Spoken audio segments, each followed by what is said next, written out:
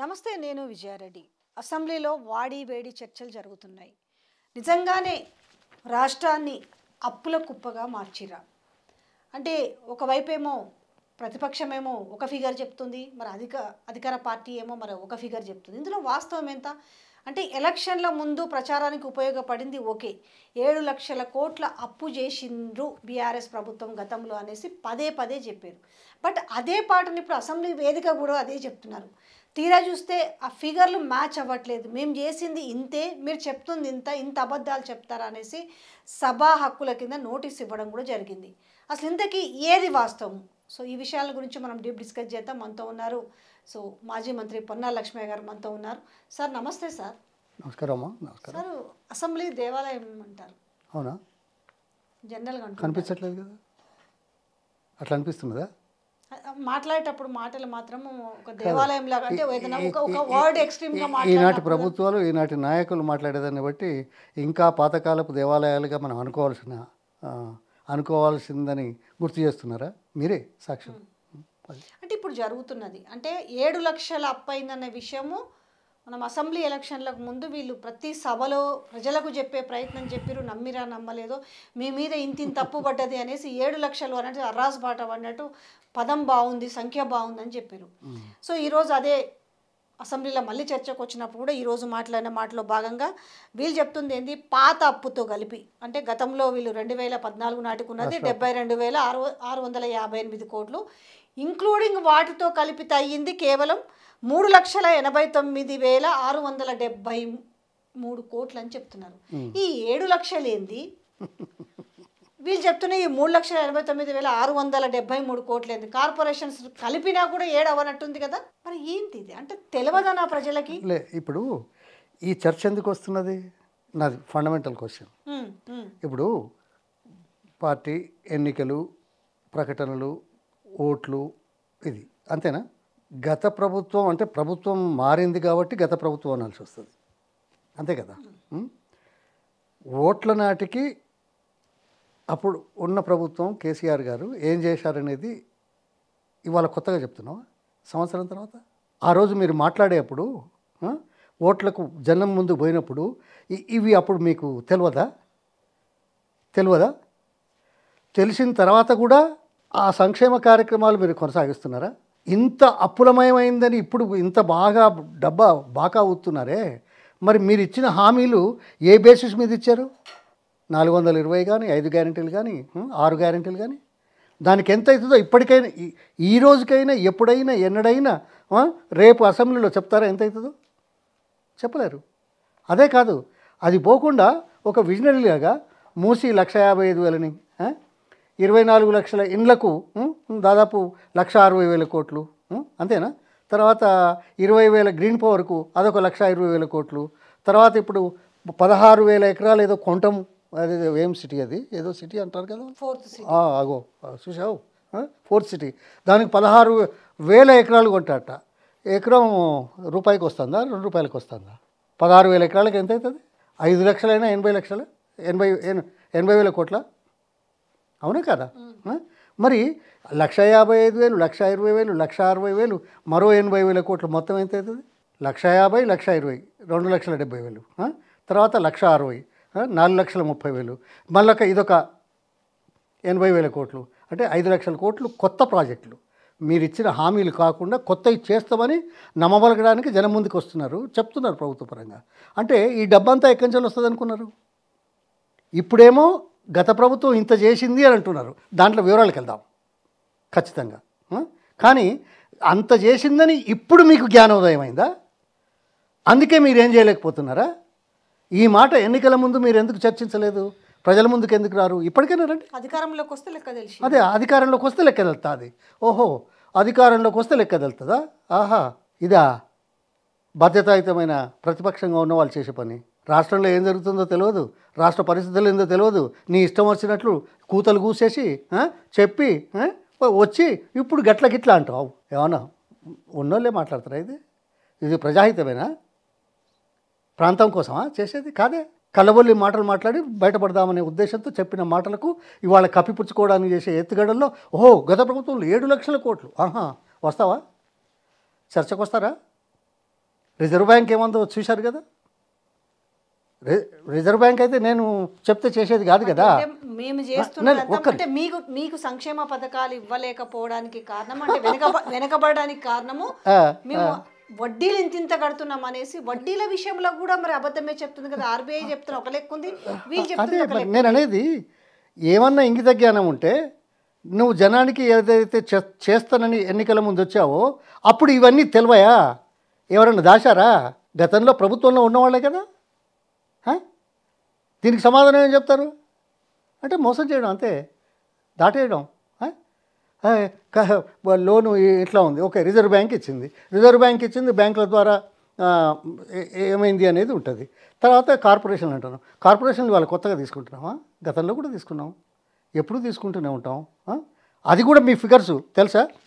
3,89,000 కోట్లు దానికని, తర్వాత ఇంకేదో 95,000 కోట్లు ఏదో కార్పొరేషన్స్ అని, 59 కోట్లు 50,000 కోట్లు ఇది, 40,000 కోట్లు ఒకటి అని, మొత్తం కలిపితే కూడా మీ 7,11,000 లెక్క వస్తలేదే.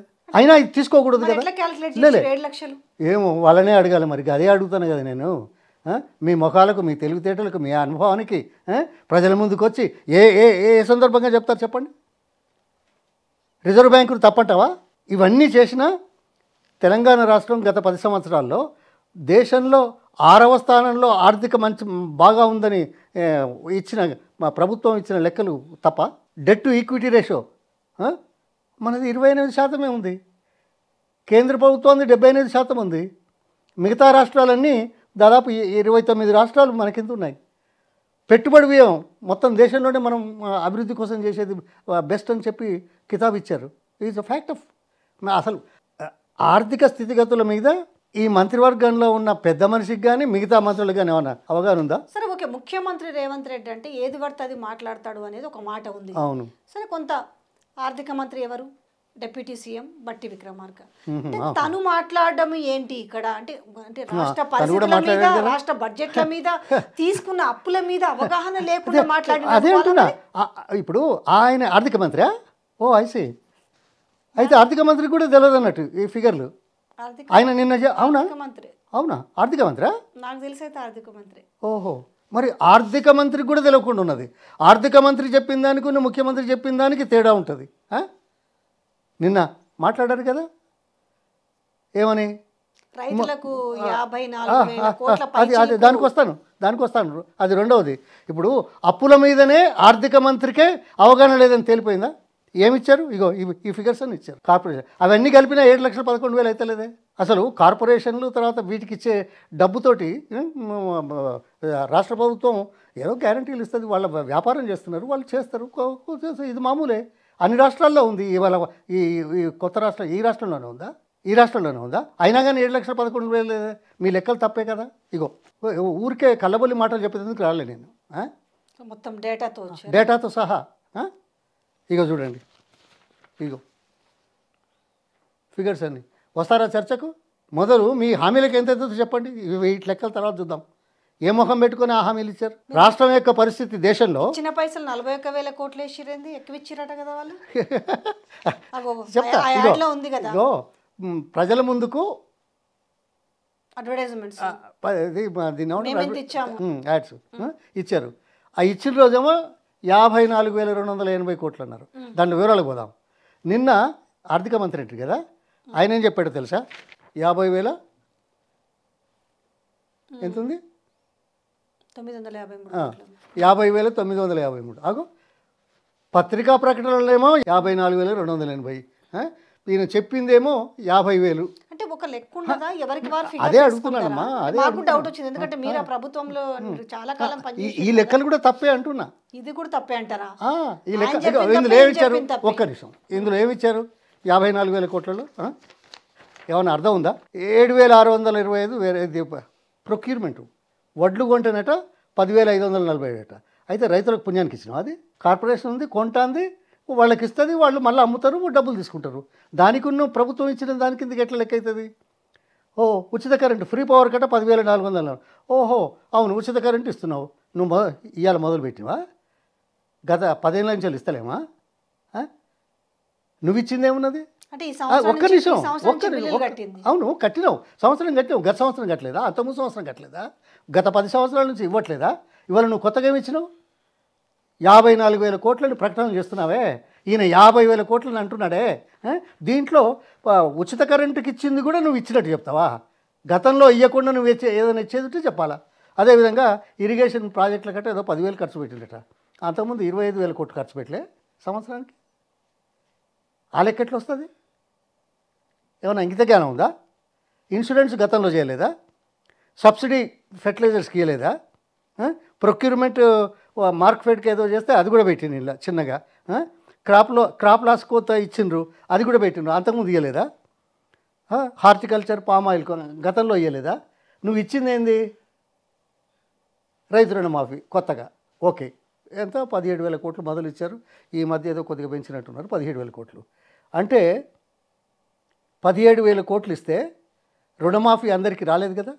రుణమాఫీ అందరికి కాకపోతే ఏమైంది? బ్యాంకులు ఈ ఖరీఫ్లో 50% మందికి రైతులకు కూడా అప్పులు ఇవ్వలేదు. అంటే ఏమన్నట్టు? వాళ్ళకు పెట్టుబడి లేకుంటేది, అంతే కదా. ఈ 50% మందికి అప్పులు ఇవ్వకపోతే పెట్టుబడి పోయింది, 50% ఇచ్చిన వాళ్ళకు బ్యాంకులకే పాయే, వాళ్ళ చేతిలో ఉన్నది. అందుకే ప్రతి పంటకు 7,500 కోట్ల చొప్పున రైతు బంధు పథకం ఇచ్చింది కేసీఆర్ గారు కదా. అది సమయానికి అక్కడికి వచ్చి అయింది కదా. ఇప్పుడు మీరు ఓకే 15,000 కోట్లు అంటున్నారు, 17,000 కోట్లు, మరి రైతు బంధు ఇచ్చుంటే 15,000 కోట్ల పైసలకి అయిపోయేది కదా. అది ఇవ్వకుండా ఇది 17,000 ఇచ్చినామని దీంతో పాటు బ్యాంకు రుణాలు రాకుండా చేసిన దౌర్భాగ్య స్థితిలో ఉండి ఏం ముఖం పెట్టుకుని ప్రజలను ఈ మాటలు చెప్తారయ్యా మీరు? ఛాలెంజ్ చేస్తున్నాం. ఇదా పరిపాలన? ఎత్తుగడలా? ఆర్థిక శాఖ మంత్రిత్వ శాఖకే ఏమి ఇచ్చినామో తెలియదు. దీంట్లో తీరు, దీంట్లో తీరు, లెక్కలు తీస్తే ఇంకో తీరు, ఇవన్నీ చూపెడితే ఓ తీరు. మాట్లాడతారా, వస్తారా? నమ్మబలికి అంతే, కాలం గడిపేది, మోసం చేసేది. అరే అంతా మంచిగా చేస్తున్నామని ఏడాది పాలన చెప్తుండే, విజయోత్సవాలు చేసుకుంటారు, ప్రజాపాలన విజయోత్సవాలు, రైతు పండగ, అసలు రైతులు ఆనందంగా ఇందిరమ్మ రాజ్యము, ఇందిరమ్మ ఇండ్లు. ఒక సామెత ఉంది, దొంగ ఏమంటాడు? నేను దొంగ అని చెప్తాడా? కానంటాడు. దొంగ దొంగ దొంగ అని అరిస్తే అయ్యో వాళ్ళు దొంగలు పడ్డాడని మనం చూడాలి, అవునా కాదా? అసలు దొంగ వాడు అనేటోడు.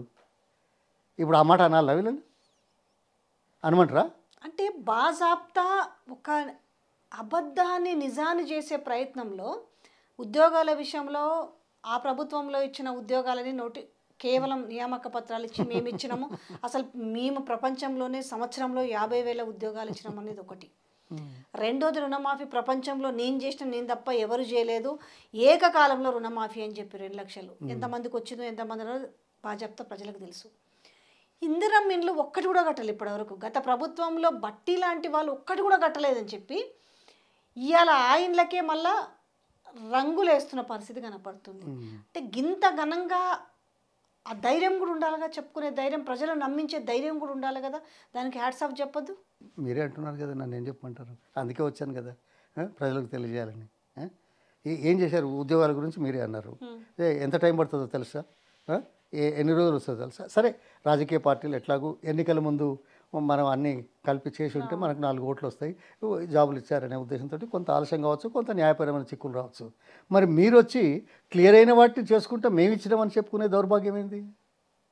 నువ్వు మొదలుపెట్టు. 2 లక్షల ఉద్యోగాలు ఏమైనాయి సంవత్సరానికి? సంవత్సరం అయిపోయిందా? ఇచ్చావా? నోటిఫికేషన్లో ఏదో 10-12 వేలకి ఏదో ఇచ్చినట్టున్నారు. ఇవాళ ఏదో ఇంకో పరీక్ష అయింది, ఇంకా ఇవన్నీ అయిపోయి ఇంటర్వ్యూలు అయిపోయి ఫైనలైజ్ అయిపోయి న్యాయపరమైన ఆర్థికపరమైన లేకపోతే అడ్మినిస్ట్రేటివ్ పరమైన చిక్కులు లేకపోతే అవుతుంది. 2 లక్షలు ఎక్కడ ఏమని చెప్తావు? ఏ ముఖం పెట్టుకొని చెప్తావు? ఇవాళ 2 లక్షల ఉద్యోగాల గురించి అడిగితే 55 ఇచ్చారని చెప్తావు, సిగ్గు ఉండాలా? ఇవాళ నిన్నేదో కుర్మభవనం చేశాడు, దానికి కాంపౌండ్ వాళ్ళు కూడా వేసినట్లేదు, కాంపౌండ్ వాళ్ళకి ఏదో రంగులు వేసి చేసిండ్రు. ఎవరెవరిని పిలుస్తా ఉన్నా?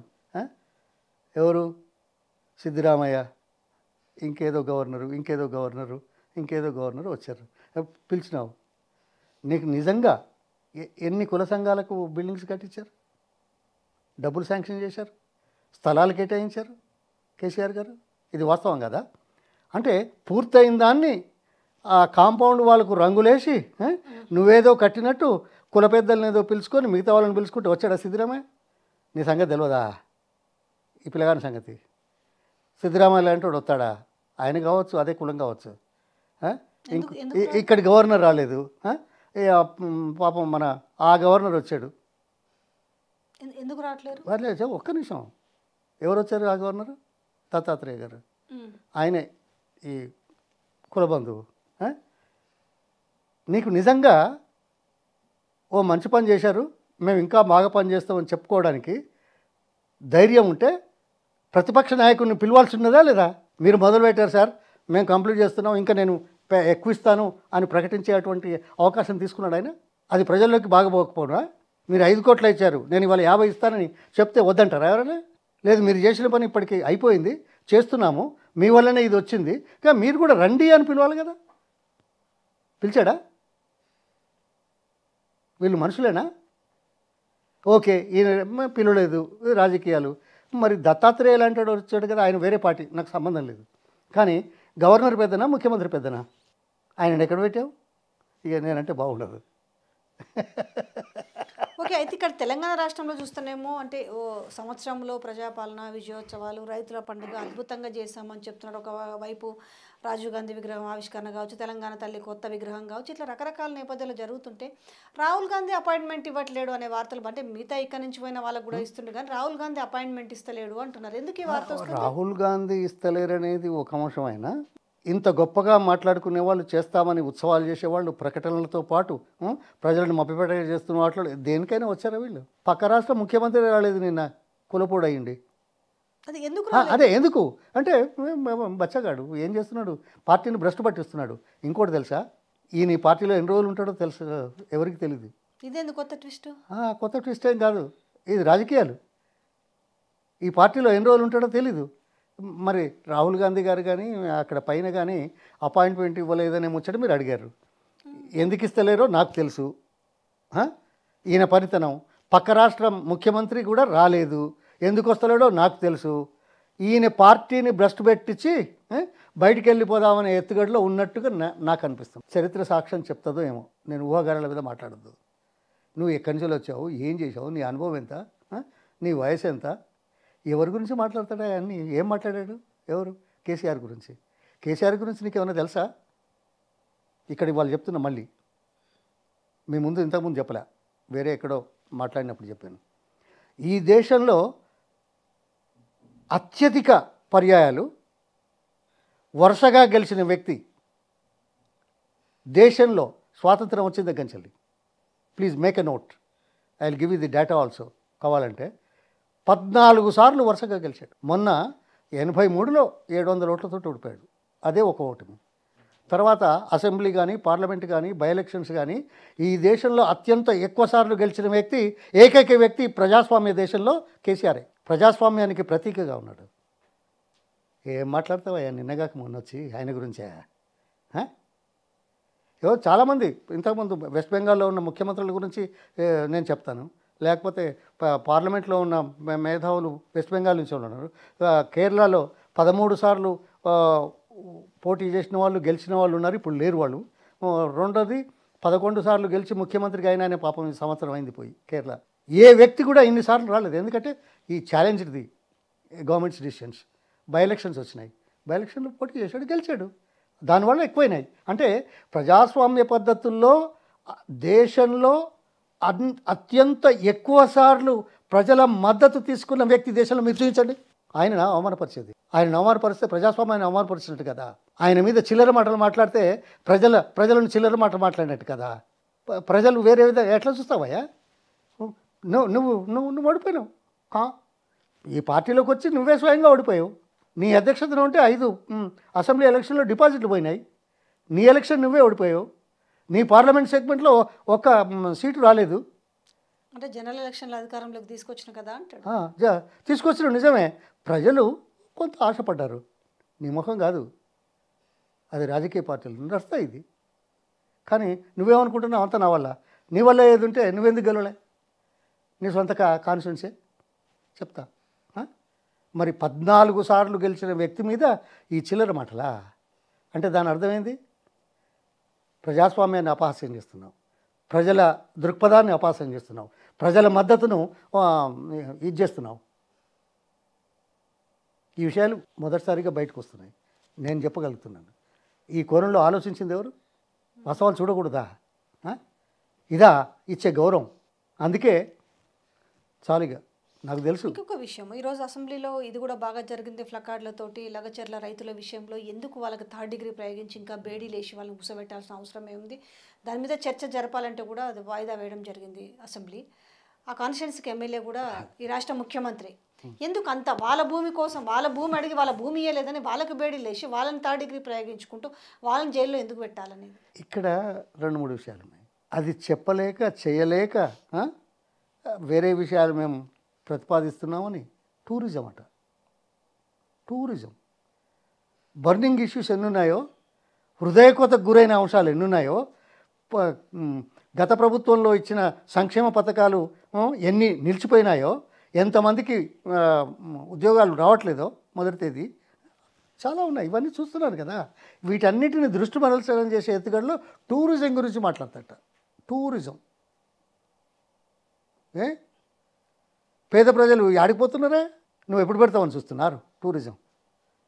నువ్వు బోట్ రైడ్ పెడితే పోతావని తయారవుతారా ఊళ్ళో అందరూ? అందాదా? లేకపోతే ఇప్పుడు ఢిల్లీకి తీసుకుపోతామని, ఎయిర్పోర్ట్లో ఢిల్లీకి తీసుకుపోతావు టూరిజం అని పెడతారా? ఏం మాట్లాడతారమ్మా, ఏం మాట్లాడతారా? ఇది ఓన్లీ కొద్ది కాలం ప్రజలను మభ్యపెట్టేందుకు. తర్వాత ఈయనే ఇటువంటి పనులు చేసే ఇక నడుస్తుంది. ఇక 4 రోజులైతే మీరే చూస్తారు. ఇక నేను చెప్తే బాగుండదు. కొత్త కొత్త కథలు తెరపైకి వచ్చే అవకాశం ఉందంటారా? అయితే కొత్త కొత్త కథలు కాదు, వాస్తవాలే బయటకు వస్తాయి. వావ్. ఎవరు ఎన్ని రోజులు ఉండగలుగుతారు, ఎవరు ఎన్ని రోజులు ఉంచుతారు, ఎవరు ఎక్కడ పోతారు అనేది 4 రోజులు బయటపడుతుంది. ఇక అంతకంటే ఏమనమంటారు? ఒక బాధ్యతాయుత మనిషిగా, చిరకాలం 45 సంవత్సరాలు రాజకీయాలలో ఉన్నవాడిగా అంతకంటే ఎక్కువ చెప్తే మంచిది కాదేమో. ఏదో ఊహాగానాలతోటి, లేకుంటే ఏదో ఇది చేసేసి బదనాం చేయడానికి వస్తున్నారని మళ్ళీ ప్రచారం చేయడానికి ఎంతమందిని చూసాం. ఈయనెంత. సో మొత్తానికైతే రాజకీయంలో పెను సంచలనాలు వచ్చే అవకాశం ఉందంటారా? అది మార్పులను సంచలనాలు అంటారో పెను సంచలనాలు అంటారో నాకు తెలియదు. ఓకే, ప్రజలు మార్పు కోరుకున్నారు, మార్పు ఖచ్చితంగా ఉంటుంది అంటారు. అవుతుంది ఏదో రకమైన మార్పు. ప్రజాస్వామ్య పద్ధతుల్లో ఓట్లు వచ్చినప్పుడు ఎట్లాగూ ఉంటుంది. ఆ ఓట్లు రాకముందే వచ్చే మార్పులు ఏవైతే ఉన్నాయో దాన్ని మరి సంచలనాలను పెను సంచలనాలను నాకు తెలియదు. అది మాత్రం ఖాయం. చూద్దాం. అది మాత్రం ఖాయం. అది మాత్రం ఖాయం. అది మాత్రం ఖాయం. ఎవరెవరు దేశంలో ఎవరు ఎన్ని సంవత్సరాలు ఉన్నారో తెలీదా ముఖ్యమంత్రులుగా? అందులో ఈ పార్టీలో తెలుస్తుంది.